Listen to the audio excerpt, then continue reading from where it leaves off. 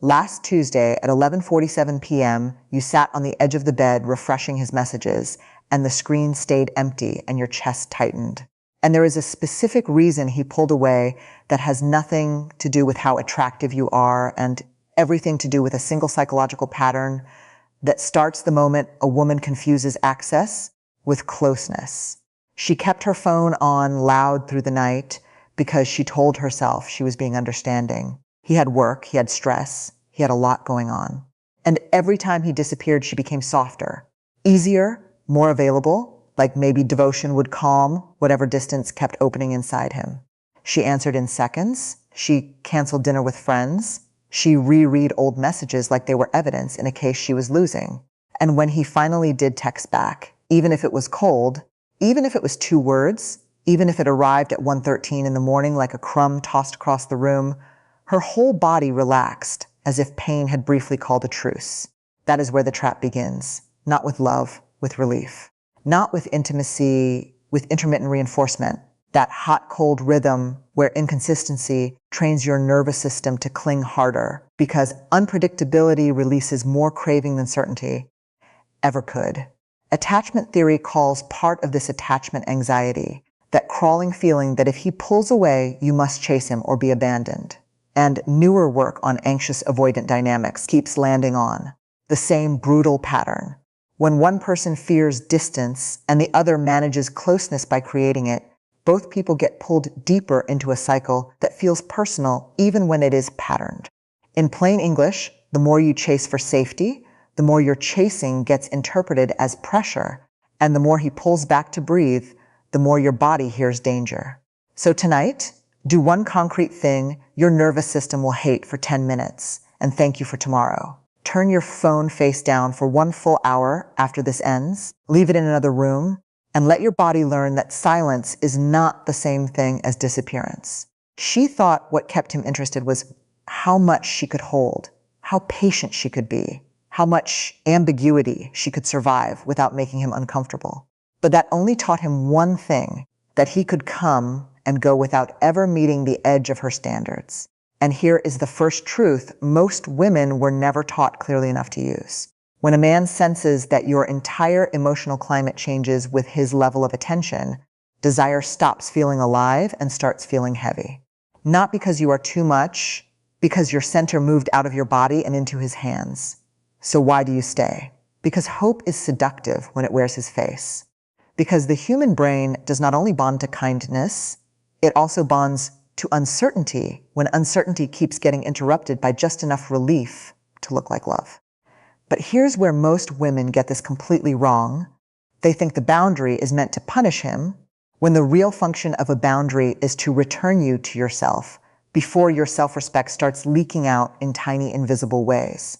She did not need a better paragraph. She needed a line. A boundary is not a performance. It is the moment your body stops negotiating with confusion. A woman sat across from him at a restaurant and laughed at a joke that made her stomach drop because she did not want to seem difficult. Then she apologized for the look on her own face. Then she texted later to smooth over a tension he had created with a careless comment he barely remembered. She had mastered a kind of quiet self-erasure that gets praised in the beginning. Easygoing, low maintenance, cool, never dramatic. But under that polished surface, she was working overtime. She was monitoring his mood, translating his distance, editing her needs before they could leave her mouth, and turning every ache into something she should handle privately so he would not feel burdened. From the outside, it looked calm. Inside, it was hunger dressed like maturity. She told herself that if she became frictionless enough, he would finally feel safe enough to choose her fully. But the psychology of this is colder than most people want to admit. When you train someone that your discomfort has no consequence, you accidentally teach them that your interior world is optional. Brené Brown's work keeps circling one hard truth in different language. Clear boundaries are what make love and compassion possible, because without them, empathy curdles into resentment and self-abandonment. So tonight, replace one apology with one plain sentence. That doesn't work for me. And do not rush to cushion it with 3 extra lines explaining why you are still good. She had never seen a boundary modeled as warmth with a spine. She thought boundaries sounded sharp, mean, selfish, like something people use when they are already halfway out the door. But that is not what a healthy boundary is. A healthy boundary is a clean piece of information. It says where you end and where another person begins. It says what you will participate in and what you will no longer carry just because you know how. It says love is welcome here, access is not automatic. And this is the part no one talks about. Men are often far more magnetized by clarity than by accommodation, because clarity creates consequence, and consequence creates meaning. Endless availability does the opposite. It flattens your presence into background sound. When everything is allowed, nothing feels chosen. What if he leaves? Then at least he is leaving the real you, not the edited version who survived by being agreeable. She once answered every late-night text, no matter the hour, no matter the tone, no matter whether he had disappeared all day, and returned only when loneliness found him.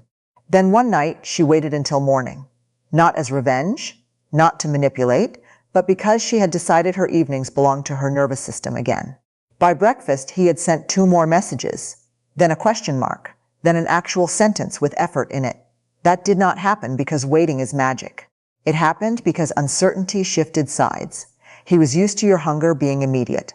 The moment your attention stopped being an emergency resource he could access at will, he had to feel your absence as information. Stay with me because the next line is the one that will change how you sleep tonight. The boundary that makes a man obsess is rarely dramatic. It is almost always quiet. It is the moment he realizes you can feel deeply without handing him control of your peace. If you need a sentence for tonight, use this one exactly once and leave it there. I'm open to talking when the energy is clear, not when it's careless. Then step back. No follow-up essay. No second clarification. No checking whether he understood. The boundary is the understanding. And if this kind of truth is putting language around something you have been living in silence, subscribe quietly somewhere in the middle of your night and keep going, because the real shift has only started. She stood in the kitchen holding a mug gone cold while he moved through the apartment like she was made of glass. Not yelling, not hitting, not even technically arguing, just withholding eye contact. Withholding tone, withholding the ordinary warmth that tells a body it still exists in the room. She tried to repair it the old ways. She asked if he was okay. She touched his arm. She made herself smaller. She offered food. She offered jokes. She offered a bridge every 10 minutes, and every bridge fell into the same silence. By midnight, she was apologizing for a conflict she had only tried to name. There are women who know this atmosphere down to the texture of the air, the kind where no one says, "I'm abandoning you," but your body hears it anyway. That is where another crucial boundary enters. Because the silent treatment and a healthy pause are not the same act, even if they can look similar from the outside. Gottman's research on stonewalling describes moments when someone becomes physiologically flooded, overwhelmed enough that they need at least 20 minutes to calm their body before a real conversation can happen. But the line between self-soothing and punishment is intention plus repair. The silent treatment literature in close relationships keeps finding the same wound. Repeated silence Threatens belonging, control, self-esteem, even meaning itself, especially when one partner uses it to gain power. So tonight, if someone goes cold on you, stop chasing the temperature and name the structure. If you need space, say that and give a time we can return. I won't stay in indefinite silence. That one sentence protects your dignity and exposes whether the silence is regulation or control. She used to believe that if she could just be softer in those moments, he would feel less defensive and come back sooner. But people do not learn emotional responsibility from being over-accommodated. They learn it from meeting a calm line that does not move. Dr. Ramani's work on manipulation and self-respect keeps warning about this in different forms. When confusion becomes the system, the person with the stronger appetite for clarity is the one who gets trained to overfunction. Read that again with your own life in mind. If you are always the one naming the rupture, repairing the rupture, and absorbing the rupture, then the relationship is using your emotional labor like free electricity. Why does that hurt so much? Because humans are built for contact, and prolonged silence from an attached figure does not feel neutral to the nervous system. It feels like a social threat. That is why your chest aches, why your mind loops, why your pride bargains with your pain at 2 o'clock in the morning. But here's where most women get this completely wrong. They think the answer is to become colder than he is. No. Coldness is still orbit. The answer is to become clearer. If he says, I just need space, you say, okay, tell me when we're talking again. If he cannot do that, your next move is not to plead. It is to disengage from the fog. She once spent 3 days trying to decode a man's silence while telling herself she was being patient. On the 4th day, she sent one line, I don't do emotional disappearances. Reach out when you're ready to communicate directly. Then she stopped. He answered that evening with more honesty than he had shown in weeks. Not because he was transformed, because the old system had been interrupted. This is the hidden mechanism. The boundary does not make a healthy man obsess because it wounds him. It makes him lean in because it reveals weight. It tells him your access is tied to behavior, not chemistry alone. And if he is unhealthy, the same boundary does something just as valuable. It exposes him fast. Either way, the line serves you. So what if he calls you cold? Let him. Women are called cold every time they stop mothering a grown man through the consequences of his own distance. Real warmth does not require self-betrayal. Real intimacy does not bloom in rooms where one person gets to disappear without naming it, and the other person is expected to stay tender, available, and grateful for scraps. Your boundary tonight can be astonishingly simple. No more responding to silence with over-explaining. No more rewarding withdrawal with extra softness. No more asking for basic communication like it is a luxury item you have to earn. She used to tell him everything.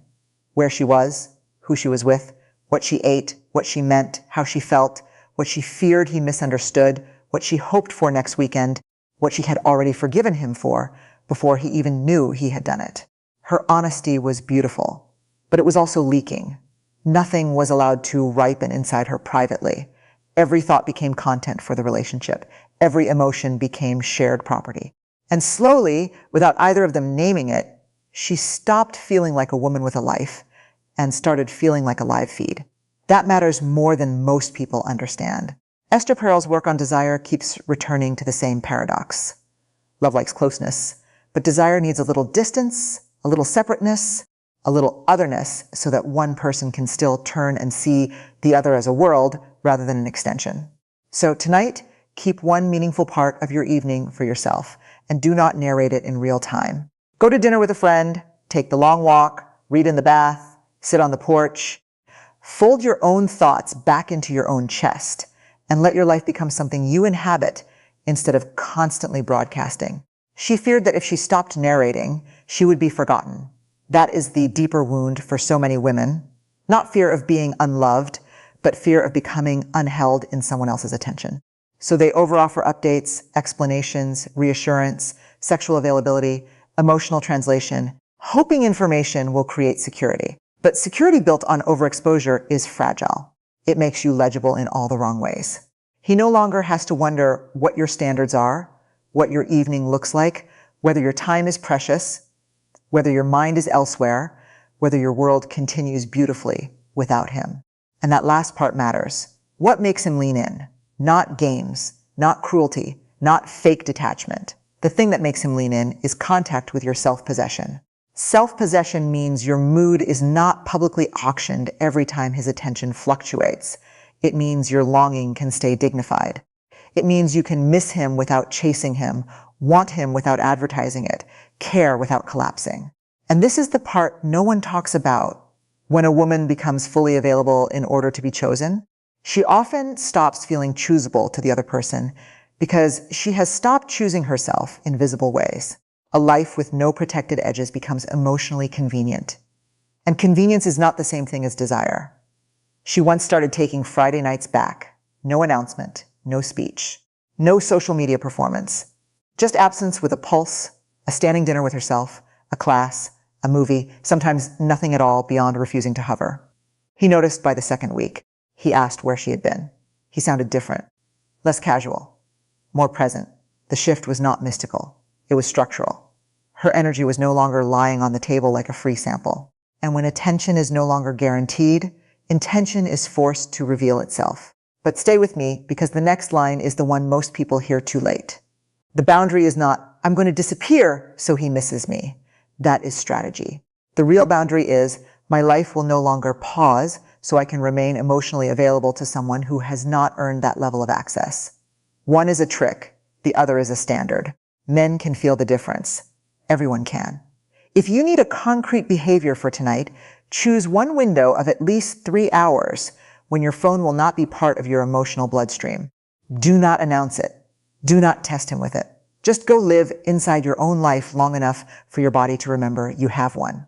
But what if he thinks you don't care? Then let him graduate into the skill of asking. The right man does not need you to be constantly visible in order to feel your depth. He feels it in the steadiness of your presence and the shape of your limits. The wrong man only feels secure when your attention is easy to access and easy to disturb. That is not intimacy. That is dependency with prettier lighting. Somewhere in the middle of changing this, she noticed something she had not expected. The obsession inside her started loosening before his behavior changed at all. That is how you know a boundary is real. It returns power to the body before it changes the relationship.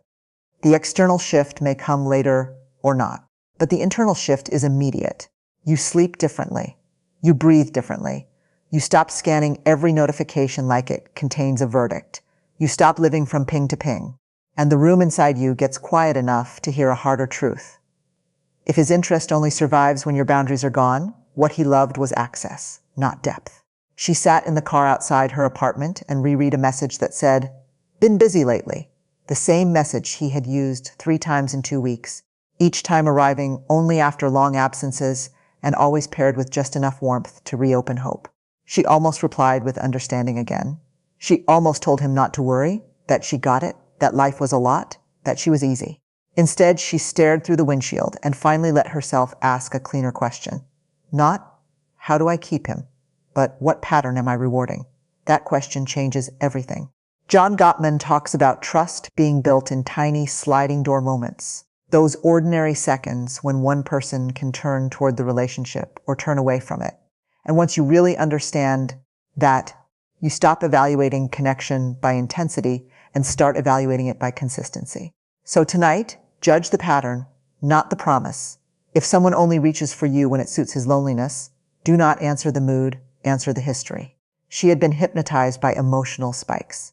The long call after the silence, the sudden vulnerability after the withdrawal, the kiss after the confusion, the apology with no change to behavior.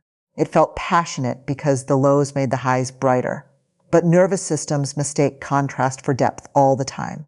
Dopamine regulation explains part of this. The brain becomes more fixated on rewards that are uncertain than on rewards that are stable, which is why hot and cold can feel intoxicating even while it slowly destroys your peace. So what is the boundary? It is this no more rewarding inconsistency with immediate emotional access. That boundary alone changes the whole field. He texts after 2 days missing in action. You do not rush to restore the old closeness in one reply. He calls after being vague all week. You do not hand him your full tenderness just because he is momentarily available. You let consistency earn access over time. That is how adults create emotional gravity. Not by saying prove yourself, by refusing to collapse the standard every time chemistry reappears. And here is the sharpest reframe of this whole night. He didn't leave because he stopped loving you. He left because you stopped being a question he had to solve. Open your notes app right now and write this exactly. I will no longer explain my standards to someone benefiting from my confusion. Then, if there is a man in your life who has been feeding on your immediacy, send this once if it fits your situation. I like you, but I don't do half present.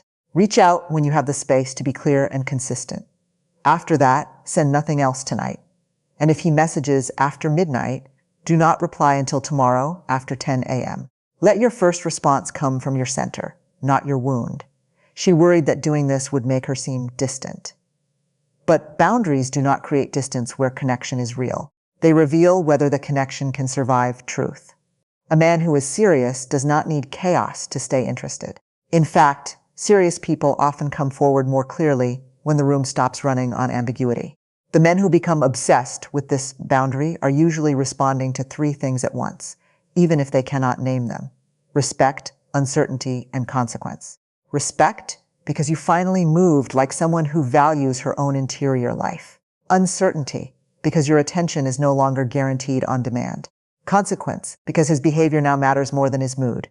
That combination changes the chemistry of the bond. What if he comes back fast? Then slow it down. The boundary is not meant to create a grand return and then disappear. If you make him re-earn access and then hand him the old version of you at the first sign of effort, the lesson evaporates. Let repair be boring. Let consistency be the seduction. Let him feel that steadiness is what gets rewarded now, not urgency. She made this mistake once.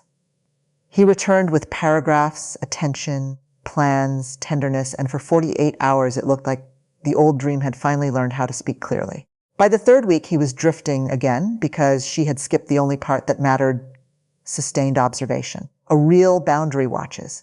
It does not just announce. It looks for repeated behavior over time. It asks whether the apology has architecture. It asks whether the warmth has a schedule. It asks whether the effort survives inconvenience. And this is the part no one talks about. Women who hold this line become impossible to toy with, not because they are hard to reach, but because they are no longer willing to be emotionally consumed by potential. Potential is the narcotic. Pattern is the truth. If he wants to be close to you, he can show up in ways your body no longer has to decode. If he cannot, let confusion become the answer you finally believe. She was folding laundry on a quiet Sunday when she realized the room felt different. Not because he had changed, not because a text had come through, not because the story had resolved, but because she no longer felt like she was waiting to be chosen by an unstable force. Something inside her had quietly returned. That is the ending most people miss when they chase advice about making someone obsessed. The deepest effect of the boundary is not that he thinks about you more. It is that you think about yourself differently. You stop measuring your value by his speed, his tone, his cravings, his hesitation, his confusion, his seasons. You stop auditioning for consistency. You stop handing a stranger the authority to define whether your needs are reasonable. And from that place, strangely enough, your presence gets heavier in the right way. Not louder, heavier. Doctor. Ramani's work keeps drawing the same line with uncommon clarity. Boundaries are where self-respect becomes visible.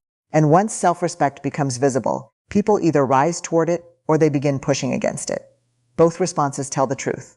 So tonight, if he reaches and you feel the old panic telling you to answer from hunger, pause long enough to ask one question. Will this reply protect my peace or purchase one more hour of false closeness? That question alone can save you months. She used to believe that being unforgettable meant being endlessly forgiving, sexually available, emotionally fluent, spiritually patient, and permanently open. Now she knows something quieter. Unforgettable women are often the ones who can love deeply without offering unlimited access to the parts of them that make love sacred. They do not weaponize distance. They do not punish. They do not play tiny games from giant wounds. They simply stop cooperating with dynamics that make them smaller. And that changes the atmosphere around them. Men feel it. Friends feel it. Their own bodies feel it first. Can a boundary really change love?